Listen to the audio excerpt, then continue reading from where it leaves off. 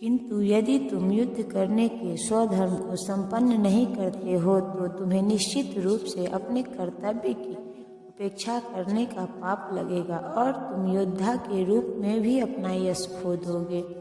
अर्जुन विख्यात योद्धा था जिसने शिव आदि देवताओं से युद्ध करके यश अर्जित किया था। शिकारी के वेश में शिव जी से युद्ध करके तथा उन्हें हराकर अर्जुन ने उन्हें प्रसन्न किया था और वर के रूप में पाशुपात शस्त्र प्राप्त किया था। सभी लोग जानते थे कि वह एक महान योद्धा है।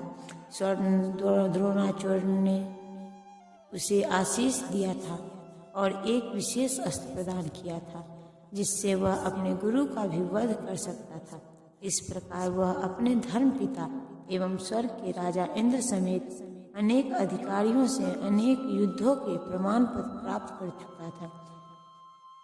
किंतु यदि वह इस समय युद्ध का परित्याग करता है तो वह केवल क्षत्रिय धर्म की उपेक्षा का दोषी होगा, अपितु उसके यश की भी हानि होगी और वह नरक जाने के लिए अपना मार्ग तैयार कर लेगा। दूसरे शब्दों में वह युद्ध करने से नहीं अपितु युद्ध से पलायन करने के कारण नरक का भागी होगा। लोग सदैव तुम्हारे अपयश का वर्णन करेंगे और सम्मानित व्यक्ति के लिए अपयश तो मृत्यु से भी बढ़कर है।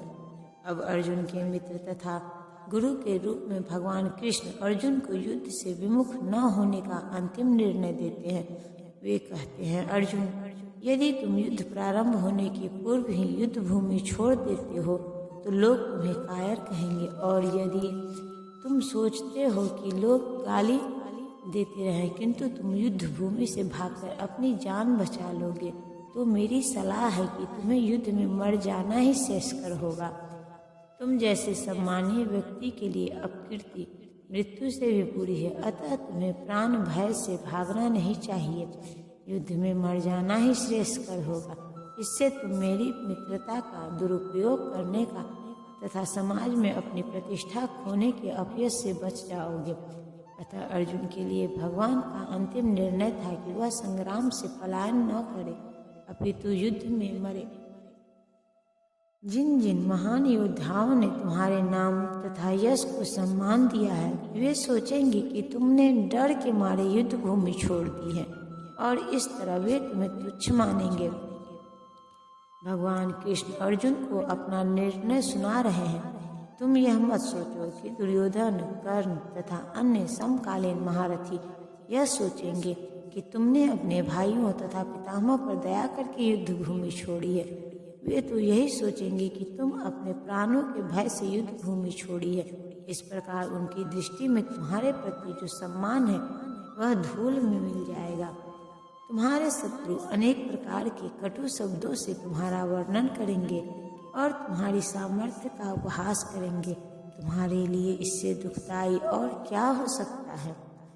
प्रारंभ में ही भगवान कृष्ण को अर्जुन के आयाचित दया भाव पर आश्चर्य हुआ था और उन्होंने इस दया भाव को अनार्योचित बताया था। अब उन्होंने विस्तार से अर्जुन के तथाकथित दया भाव के विरुद्ध कहे गए अपने वचनों को सिद्ध कर दिया है। हे कुंती पुत्र, तुम यदि युद्ध में मारे जाओगे तो स्वर्ग प्राप्त करोगे, या यदि तुम जीत जाओगे तो पृथ्वी के साम्राज्य को भोग करोगे। अतः दृढ़ संकल्प करके खड़े हो और युद्ध करो। यद्यपि अर्जुन के पक्ष में विजय निश्चित न थी, फिर भी उसे युद्ध करना था, क्योंकि यदि वह युद्ध में मारा भी गया तो वह स्वर्गलोक हो जाएगा।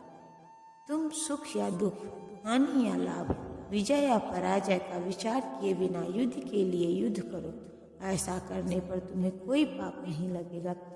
अब भगवान कृष्ण प्रत्यक्ष रूप से कहते हैं कि अर्जुन को युद्ध के लिए युद्ध करना चाहिए, क्योंकि यह उनकी इच्छा है। कृष्ण भावनामृत के कार्यों में सुख या दुख, हानि या लाभ, जय या पराजय को कोई महत्व नहीं दिया जाता। दिव्य चेतना तो यही होगी कि हर कार्य कृष्ण के निमित्त किया जाए। अतः भौतिक कार्यों का कोई बंधन नहीं होता। जो कोई सत्वगुण या रजोगुण के अधीन होकर अपनी इंद्रिय तृप्ति के लिए कर्म करता है उसे अच्छे या बुरे फल प्राप्त होते हैं, किंतु जो कृष्ण भावनामृत के कार्यों में अपने आप को समर्पित कर देता है वह सामान्य कर्म करने वाला समान कृषि क्या कृतज्ञ या ऋणी नहीं होता। जिसने अन्य समस्त कार्यों को त्याग कर मुकुंद श्री कृष्ण की शरण ग्रहण कर ली, वह न तो किसी का ऋणी है और न किसी का कृतज्ञ, चाहे वे देवता, साधु, सामान्य जन अथवा परिजन, मानव जाति या उसके पितर ही क्यों न हो। इस श्लोक में कृष्ण ने अर्जुन को अपने अप्रत्यक्ष रूप से इसी का संकेत किया है। इसकी व्याख्या भी अगले श्लोकों में स्पष्टता से की जाएगी। यहाँ मैंने वैश्लेषिक अध्ययन द्वारा इस ज्ञान का वर्णन किया है। अब निष्काम भाव से कर्म करना बता रहा हूँ, उसे सुनो। हे पृथापुत्र, तुम यदि ऐसे ज्ञान से कर्म करोगे तो तुम कर्मों के बंधन से अपने को मुक्त कर सकते हो। वैदिक कोश निरुक्ति के अनुसार सांख्य का अर्थ है विस्तार से सब वस्तुओं का वर्णन करने वाला, तथा सांख्य उस दर्शन के लिए प्रयुक्त मिलता है जो आत्मा की वास्तविक प्रकृति का वर्णन करता है। और योग का अर्थ है इंद्रियों का निग्रह। अर्जुन का युद्ध न करने का प्रस्ताव इंद्रिय तृप्ति पर आधारित था। वह अपने प्रधान कर्तव्य को भुलाकर युद्ध से दूर रहना चाहता था, क्योंकि उसने यह सोचा कि धृतराष्ट्र के पुत्रों अर्थात अपने बंधु बांधवों को परास्त करके राज्य भोग करने की अपेक्षा अपने संबंधियों तथा स्वजनों को न मारकर वह अधिक सुखी रहेगा।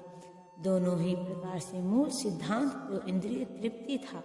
उन्हें जीतने से प्राप्त होने वाला सुख तथा स्वजनों को जीवित देखने का सुख, ये दोनों इंद्रिय तृप्ति के धरातल पर एक है, क्योंकि इससे बुद्धि तथा कर्तव्य दोनों का अंत हो जाता है।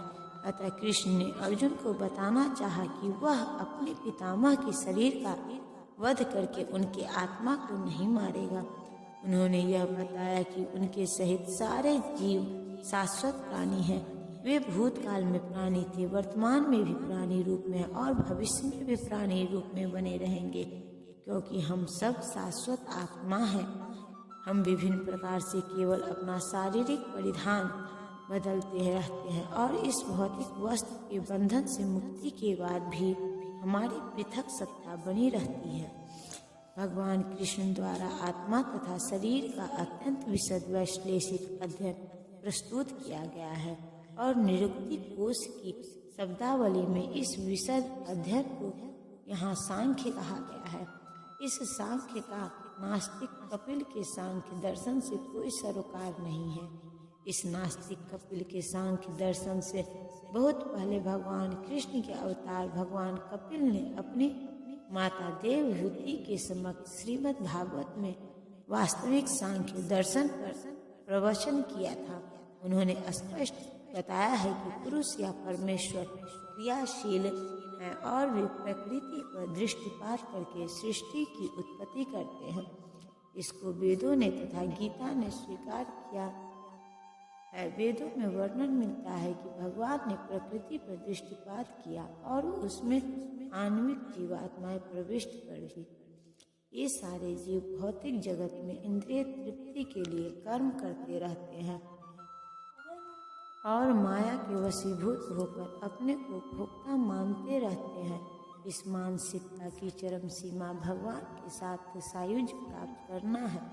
यह माया अथवा इंद्रिय तृप्ति जन्य मोह का अंतिम पास है और अनेकानेक जन्मों तक इस तरह इंद्रिय तृप्त करते हुए कोई महात्मा भगवान कृष्ण यानी वासुदेव की शरण में जाता है, जिससे परम सत्य की खोज पूरी होती है।